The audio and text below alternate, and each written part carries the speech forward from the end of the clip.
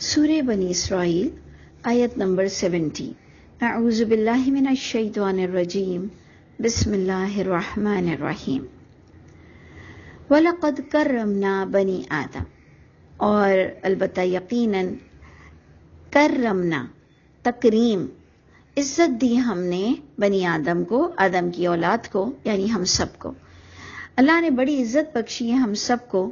وَحَمَلْنَاهُمْ، اور سواریاں دی اللہ نے۔ اللہ فرماتے ہیں ہم نے انہیں سواریاں دی، فی البر والبحر، خشکی میں بھی دی، سمندر میں بھی دی، اور ہم نے انہیں پاکیزہ رزق میں سے بھی دیا۔ یہ تو ہم حرام کر لیتے ہیں رزق، یا ایک کچھ چیزیں جو اللہ نے ہم پر حرام کی ہیں ہم اس کی طرف لپکتے ہیں، نہیں تو اللہ فرماتے ہیں کہ ہم نے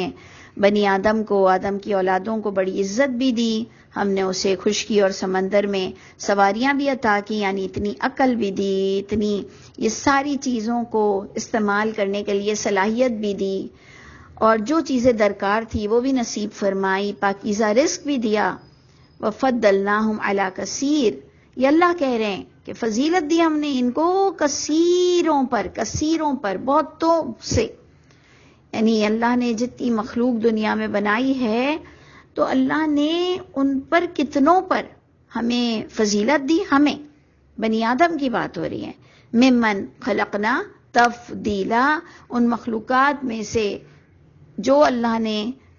تخلیق فرمایا، ہمیں نمایاں فضیلت سے نوازا گیا، یہ بیان کیا۔ تو اچھا ہمیں اپنی پرسنالٹی کا احساس ہوا کہ اچھا اللہ نے ہمیں اتنا معتبر بنایا ہے، اتنی عزت دی ہے، تو ہم عزت والے کام کریں، ہم عزت اور کمائیں، اور ایٹ لاسٹ عزت یہ ہے کہ ہم جنت تک انشاءاللہ خیریت سے پہنچ جائیں۔ اب جناب یہاں پر اگر آپ اور میں جنت میں عزت کے ساتھ پہنچنا چاہتے ہیں تو آیت نمبر 71 جو کہ ہم سمجھ لیں انشاءاللہ اور اپنے عمل اچھے کر لیں تو انشاءاللہ یقیناً جنت ہمارا ٹھکانہ ہو جائے گا۔ تو دیکھیں کہ 71 آیت کیا ہے، یوم ندعو، جس دن ہم پکاریں گے کل اناس، تمام انسانوں کو، تمام اناس، انسان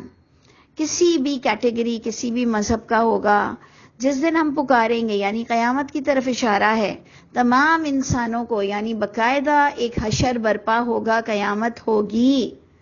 لیکن ادھر جو بات سمجھنے والی انٹلیکچل تھی، بھی امامہم، ان کے اماموں کے ساتھ انہیں بلایا جائے گا۔ اور آج ہم جس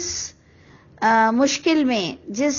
پریشانی میں آج کل جو ہمارے ساتھ پرابلم ہے وہ یہ ہے کہ لوگوں نے اپنے اپنے امام بنائے ہوئے ہیں۔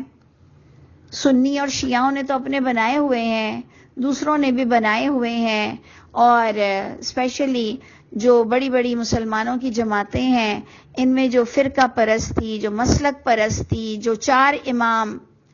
یہ ساری چیزوں میں اگر لوگ اس آیت کو غلط سمجھیں تو یہ بہت بڑا بلنڈر ہو جائے گا۔ اس آیت کو اگر ہم نے حق کے ساتھ نہیں سمجھا، اور یہ بات یاد رکھیے گا کہ جو کسی کو آیتیں سمجھاتے ہوئے بے وقوف بناتا ہے، اس کی کمزوری، اس کی کم علمی کی وجہ سے اگر علم والا، عربی جاننے والا، قرآن پڑھانے والا، لیکچر دینے والا، درس دینے والا، اگر کسی کی کم علمی کی وجہ سے کسی کو بے وقوف بناتا ہے تو وہ ذلیل ہوگا، وہ ذلیل ہوگا، کیونکہ اس نے ایک تو اول تو لوگ بھی پٹیں گے کہ وہ کیوں انہوں نے اس کو سنا اور کیوں انہوں نے اس کی غلط بات کو صحیح سمجھا، یعنی تمہارے پاس خود کو عقل نہیں تھی، عام پبلک کو بھی اللہ پکڑیں گے۔ لیکن جو یہ بتاتا ہے کہ جی مجھے زیادہ قرآن آتا ہے، جی میں روز درس بھیجتی ہوں یا میں بھیجتا ہوں، اور ہم سے لوگ کئی گروپس میں شامل ہیں، تو اگر ہم نے ان کو بیوقوف بنایا نا تو ذلیل ہوں گے۔ اللہ مجھ پر بھی رحم کرے، سب پر بھی رحم کرے، اور ہمیں نیک توفیق عطا فرمائے۔ تو جناب یہ یاد رکھیے گا کہ یہ جو آج کل آپ لوگوں نے اور ہم نے امام بنائے ہوئے ہیں نا اپنے اپنے مسلک کے، اسپیشلی حنفی، شافعی، حنبل، اور وہ میں تو کافروں کی بات ہی نہیں کر رہی، میں تو اپنے مسلمانوں کی بات کر رہی ہوں۔ اور اگر جب وہ اس آیت پر آئیں گے کہ جس دن ہم پکاریں گے تمام انسانوں کو ان کے اماموں کے ساتھ، تو غور سے دیکھیے گا یہ امام امام ایکچولی آپ اس کو کہتے ہیں جو آگے آپ کو جو چیز کرا رہا ہوتا ہے آپ اس کو فالو کر رہے ہوتے ہیں، آپ اس کی اتباع کرتے ہیں، یعنی وہ آپ کا لیڈر ہوتا ہے. تو ہم نے جو اس آیت کو سمجھا ایمانداری سے کہ جس وقت کی جو الہامی کتاب لوگوں نے اس کو دین مانا، جن لوگوں نے اپنے اپنے وقت کے نبیوں کو مانا، اللہ کی کتاب کو مانا، اور انہوں نے جس طرح سے عقیدہ رکھا، اللہ تعالیٰ الہامی کتاب کے ساتھ، جو ان کی گھڑی ہوئی کتابیں تھی نا، جو آج کے دور کی بھی ہماری سنیوں کے پاس 6 تو شیعوں کے پاس 4 اور بھی درمیان کی تو پھر بہت ساری فضائل ہیں، تو بہشتی زیور تو اللہ تو بلا تو اور بھی تو بہت سی چیزیں چلی جا رہی ہیں. تو ادھر آپ نے غور سے دیکھنا ہے، ایمانداری سے دیکھنا ہے، اللہ کو جواب دینا ہے. یعنی جو بھی آپ اس وقت بول رہے ہو وہ اللہ کے پاس جاتی ہے بات، اور یہی ایمانداری ہے کہ اللہ آپ کو سچوں میں انشاءاللہ بٹھائیں گے اگر آپ سچے ہوں گے.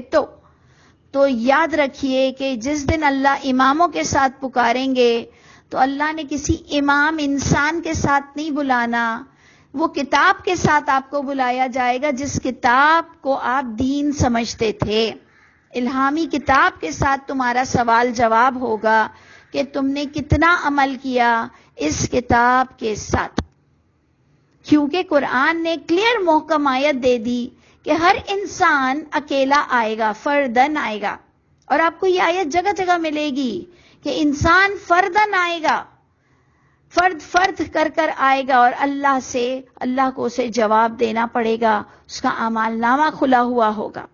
اللہ تعالی ہم کو اس دن کی شرمندگی سے، ذلت سے بچا لے. تو آپ نے ادھر غور کرنا ہے کہ اللہ فرماتے ہیں فمن اوتیا کتابہ، جو دیا جائے گا اس کا اعمال نامہ بیمینہ، اس کے دائیں ہاتھ کے ساتھ، فاولئک یقرؤون کتابہم،